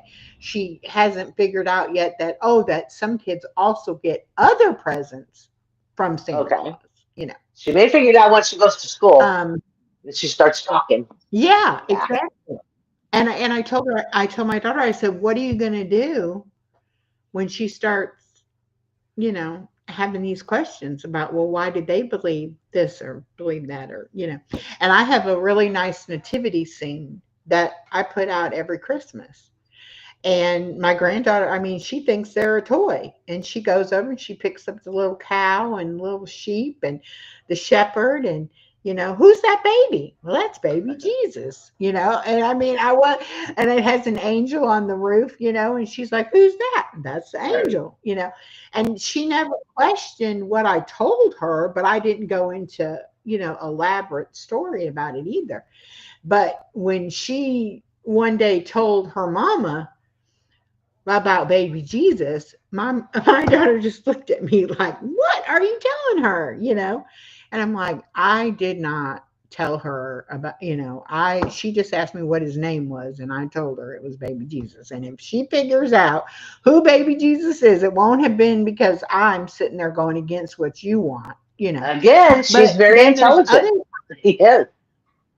there's other times my daughter will say, Mama, pray for me today. I've got this, that, or the other going on. Or, Mama, pray for Johnny today because he's having a really hard time at home. And I even asked her one time, I said, for somebody who says they don't believe, you sure do want a lot of prayers on your behalf. What is she doing? You know, Hedging her bets? so I really think, and this, I may be all wet about it, but I really think that she looks at the fact that she met her husband, how and when she did, that was a gift from God. But the way that she lost her daddy for those 3 years, I think she's a little mad at Right. God for letting that happen. So I think she probably has some mixed emotions. And I have to admit, my dad passed away when I was 18. How could God take my dad away Right. from me? If he's supposed to love me so much, how could he do that? Right. And I didn't Question realize for until, you. Question for you, honey. Your yeah, daughter, is she a good person? yes, Okay. Does she have a good heart? Does she yes, do the right thing? yes, There you go. There you go. yes. And If they're she would beautiful never, inside as they are outside, huh? she would never hurt anybody See? knowingly, you know. And To me, that's the big thing. her first year of teaching, I didn't think we were going to make it through Christmas vacation because she worried about those kids so much during that vacation because she knew when she saw them Monday through Friday, she knew they were okay. And she knew when they were at school, they got fed. And, she was there to tell them that they were loved and, a good kid and do right. And, but 2 weeks or longer of them not having any contact with her or the school or the food there at school or any. I mean, she had one student that he told her, he came up to her one day and he said, I just really need a hug. And she was like, okay, we're really not supposed to touch the students, but I hear you and I'm going to give you a hug. So she gave him a hug. And then she asked him, why did you want me to give you a hug? And he said, nobody gives me a hug. And she said, well, Wow. what about your parents? He lives with his dad and his stepmom. and either they stay in their room or he stays in his room. They don't say, I love you. They don't ask him how his day was. They don't give him any physical affection at all whatsoever. And he was, I mean, he was starving for it, you know. But I think it's beautiful that she made a safe enough place for him that he could even open up And to that. after he told her that, then she really started paying attention Right. at, you know, because they have social workers, you know, and she could have made a report and let the social worker go and check out the home. Right. But you don't want them to get taken from the home and into a worse situation, you know. So I mean, I can understand her Yeah, not it's a wanting hard line to draw, a to, hard line right. to walk. But she knew then, you know, that even her just saying good morning to him, I mean, he would light up, you know. And so she went out of her way to make sure that he got that attention, you know, from her. Right. Then a couple of years ago, she had there was a big family of kids, and there was actually two that were in the same grade. I don't know if one had been held back or whatever. They weren't the same age, but they were in the same grade. And the mom had a newborn baby, and they were all the time coming to school in dirty clothes and hungry and late for school and getting kicked off the bus, and just, I mean, they just had a lot of problems. So one morning, their mom brought him in the car. One of the people out there opened the car door and was helping the kids get out of the car. And one of the little boys didn't have any socks or shoes on. And the person said, oh, you know, grab your shoes and your socks, you know. And when they rummaged around in the floorboard of the car, he moved a jacket. And underneath that jacket was laying that newborn baby. And Oh my gosh. she was driving around, no car seat, and it's laying in the floorboard Wow. covered up by jackets and trash. So, needless to say, the person who witnessed that, you know, they had to call the authorities, You have to and report it. ended up those kids got taken away from the mom. Yeah. Well, But they, again, those kids don't know that that's not the norm. They yes, don't exactly, know that's not exactly. normal because that's what they're And raised in. when they came into class and they were talking about, uh-oh, you know, we're going to be in big trouble. Uh, You know, they're going to call somebody and they're going to take us away from our mom, you know. And my daughter said, you know, it was like, how do you comfort kids that shouldn't know anything about being taken from their mother, but yet they know just from the situation that, and they have obviously been taken before, you know, and yeah. they didn't want that to happen, you know. And the one little boy asked my daughter, you know, are they going to take us from our mom? And my daughter said, I don't know, you know, what's going to happen, honey, but hopefully it'll be, you know, better, that, you know, you'll be better taken care of at least, you know. But even though such severe neglect, that's what they knew. And that was their mom, That's what they knew. Yeah. you know? So even though they're going to be taken away and maybe to a better place, they understood that mom as being the norm. So they Yeah, didn't want to leave that broken structure, I guess is the way to yeah, put that. Yeah. yeah. And there's no telling what their day to day life was like in that Well, this is home. out in the open. What's happening behind closed doors?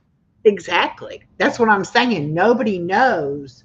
I mean, there was obvious signs of neglect, but you just really don't know what is going on. Royal Powerful Queen Valdelia. I'm probably not saying that correctly. Wow. I love the name though. Right? Oh, Carmen Watson. See, I knew Carmen Watson's her handle. I didn't realize what the name was, but welcome. She is a new friend that I've just recently connected to. All right, let me give Wonderful. you some blue Hi. butterfly wings so that you can mix and mingle and get to know everybody else. Shelley Travel says, Glory to God. The Father wants us to know Him intimately. Yes, He does.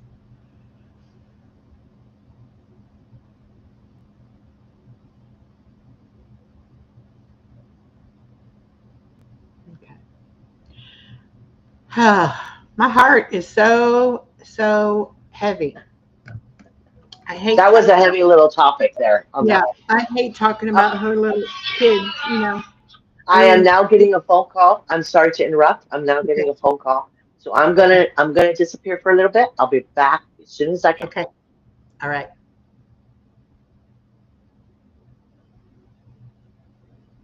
Yes. My channel is Kaleidos of Happiness, but my handle is Living My Best Life 9697. I used to be Living My Best Life at 60, and I recently changed my name. So yes, I am connected with you. I think I just connected with you this morning.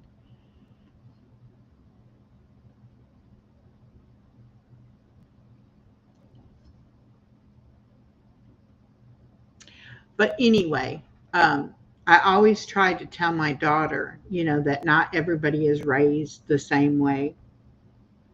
Not everything that you see in a person's life is really the truth. And not everybody thinks the same way that you think. So, you have to be understanding and not judgmental of people and their situations. Because sometimes we don't know what is going on behind closed doors. And thank you. Nice to meet you as well. So I know that these are heavy topics, and I appreciate y'all's comments and support so much. This has really been a wonderful healing journey. I was scared to death to actually start doing it. But the more that I research and the more that I look into things, the more I'm saying, why? Why did I not do this years and years ago? I know that I had blocked out a lot of things and didn't want to look at it and didn't want to think about it. But when I went through my divorce, and I was married for 29 years, together for 30, and I didn't know that my husband was unhappy in our marriage and that he found someone else and left. And that is very hard to take when you think that you are happily married. And so I knew that, I hadn't done anything, um, I hadn't done anything to really cause the marriage to fail. But after time, I realized that the problem is I didn't know he was unhappy because I was living in a fairy tale. I thought everything was wonderful, and I really wasn't gonna look too deep into things. Don't rock the boat, as they say. So even though he's the one that cheated and he's the one that chose to leave, there's my part in it too. Because if I had been um, maybe a better wife or a more intuitive wife, I would have known my husband was unhappy. But he was a very private person that did not have a good grasp on his own emotions and feelings and really didn't share his feelings very much. And so, in a way, it was kind of like a late midlife crisis where he realized that where he was at in his job and in his life was not where he thought he would be. And I guess he thought that being with someone else would make things different for him. Um, but I wanted us to still, co parent my daughter and co grandparent my granddaughter. And so after, we've been divorced now for 10 years. So it's easy. Um, well, I'm not going to say it's easy. It's easier to co-parent and co-grandparent with him because I've changed as well. And I actually like his new wife. She did not know anything. I mean, he totally lied to her as much as he was lying to me. But if I had met her under different circumstances, we would have been great friends. And we really are good friends because she is involved in my daughter's life and my granddaughter's life. And so, in order for that to all work for the best, we have to be in each other's lives. So, you can do just about anything you set your mind to. Thank you, Regina. Um, you don't have to live a miserable life just because something bad happened to you when you were a kid, or even something happened to you in your teens or in your adult life, or you've had a bad relationship, or you've had an addiction, or whatever it might be. You don't have to beat yourself up about it and be miserable. God doesn't want you to live, well, he doesn't want you just to exist. He wants you to live a life of abundance and fully enjoy the life that he gives us.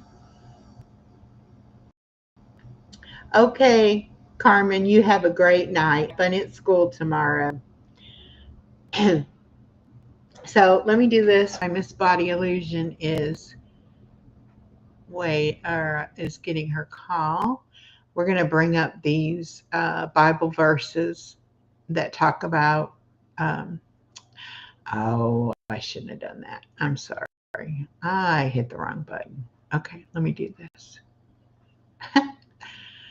Okay. Here we go. All right. Now, am I going to be able to read it? That's the thing. I'm going to have to get it really close to me.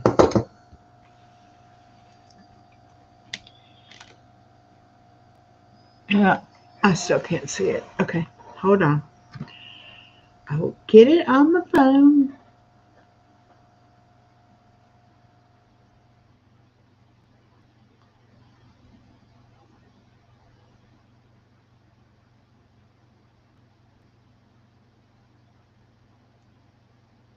There's always more than one way to do something.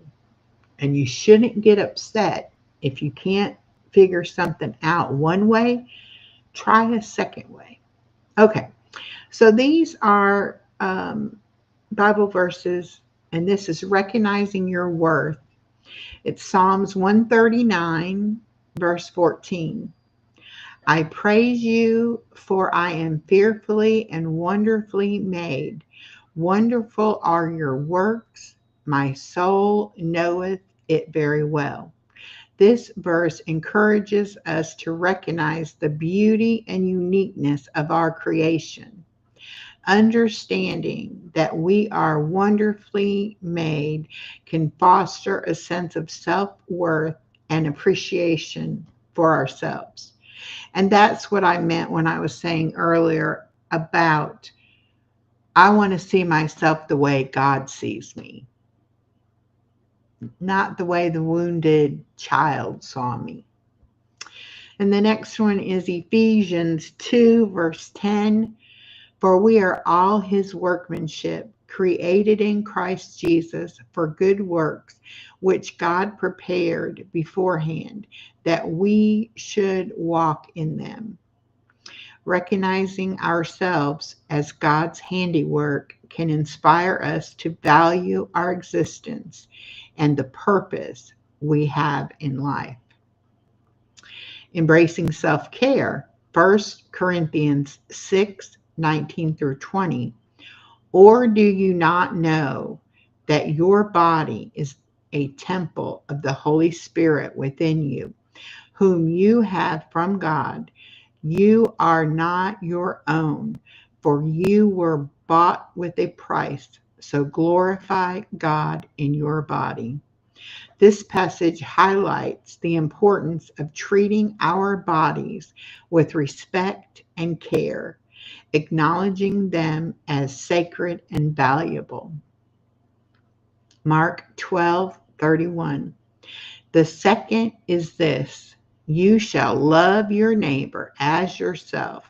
There is no other commandment greater than these. The command to love others as we love ourselves implies the necessity of self-love.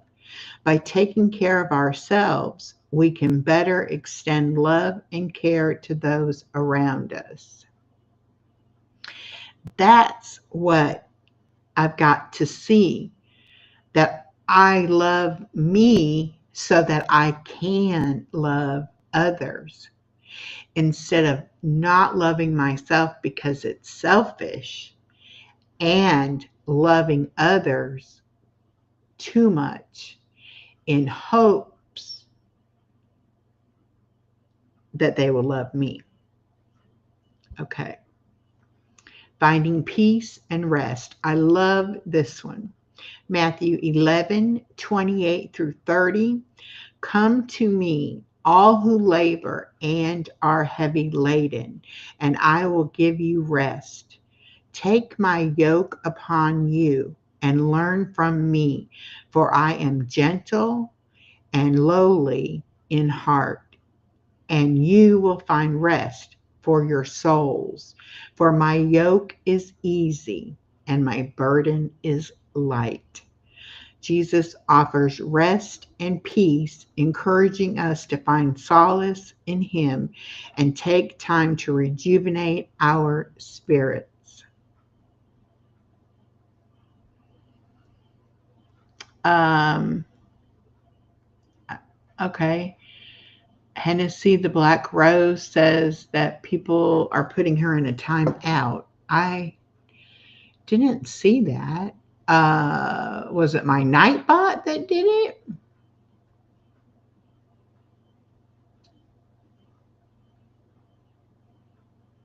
Because my Nightbot does not like a lot of emojis. I'm not sure, honey. Um,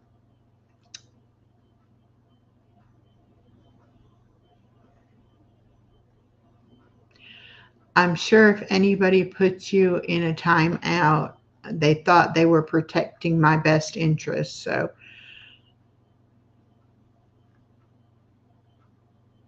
oh, it was Nightbot. Yeah, Nightbot does not like a lot of emojis, and I apologize for that.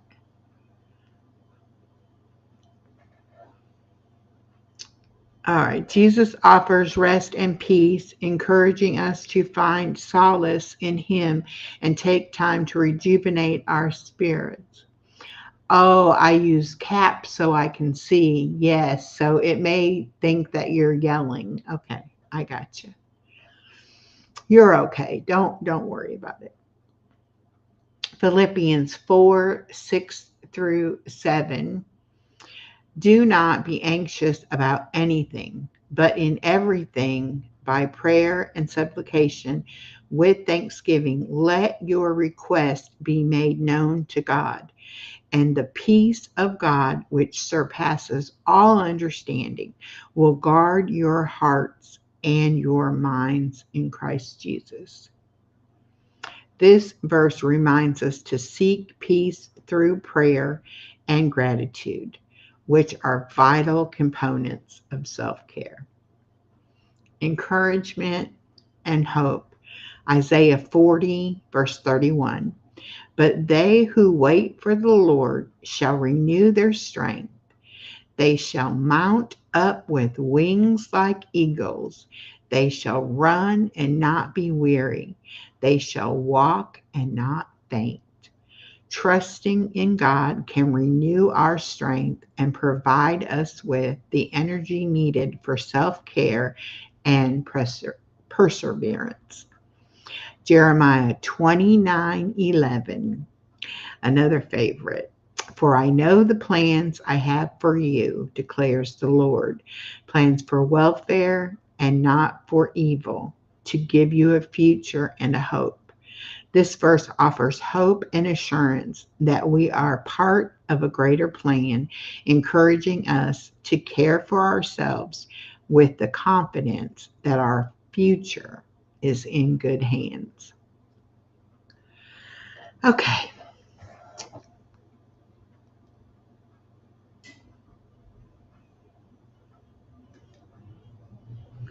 All right, I'm going to go ahead and get ready to close. I'm not sure if Body Illusion is going to make it back or not, but I'm sure she wishes you all a good night. And thank you so much for being here with us tonight. And I am going to play the song and then I'm going to go. So thank you all so much. And here we go.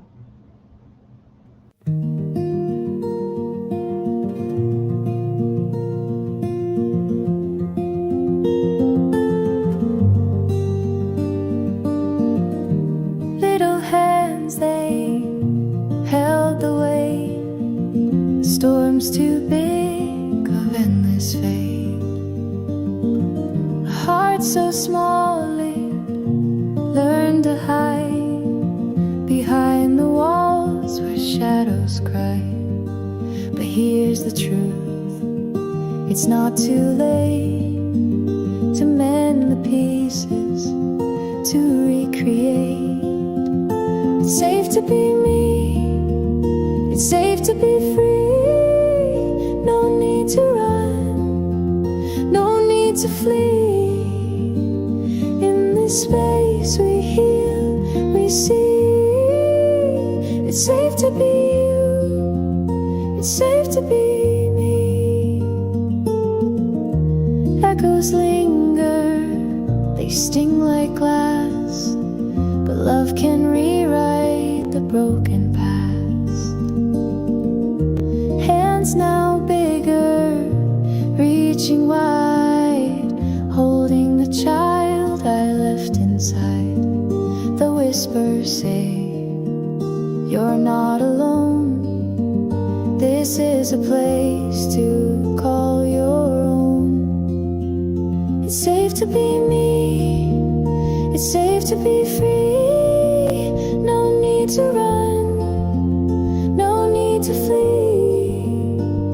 In this space we heal, we see. It's safe to be you, it's safe to be me.